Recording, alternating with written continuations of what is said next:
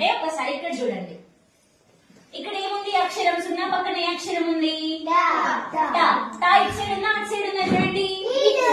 ఇక్కడ ఉంది కదా టా. ఓకే, ఇక్కడ చూడండి. సున్నా తర్వాత ఏం అక్షరం వచ్చింది? ఇక్కడ పా వచ్చింది. పా ఇక్కడ సైడ్ ఉందా అక్కడ సైడ్ ఉందా చూడండి. ఇక్కడ సైడ్ ఉంది. ఓకే, ఇప్పుడు ఏంటంటే మనకి సున్నా తర్వాత వచ్చే అక్షరం ఇక్కడ ఉంటే, కా నుండి నా వరకు మధ్యలో ఉంటే దాన్ని అని చదవాలి. అర్థమైందా? కక్క గగ్గ నుండి నా వరకు వర్ణమాలందరికి వచ్చి కదా. కా నుండి నా వరకు వచ్చే అక్షరాలు కనుక సున్నా పక్కన ఉంటే దాన్ని ఏమని చదవాలి? అని చదవాలి. ఏమనాలి?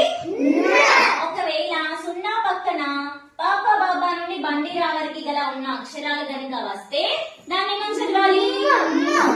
అని చదవాలి. ఓకేనా? ఏమనాలి? అని చదవాలి. అర్థమైందా? కా నుండి నా వరకు సున్నా పక్కన వస్తే దాన్ని ఏమని చదవాలి?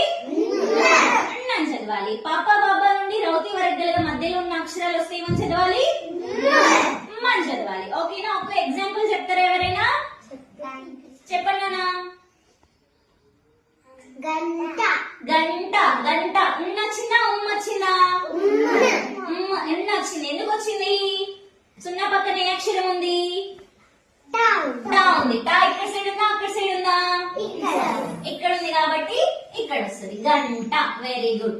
ఎవరైనా ఉమ్ వచ్చి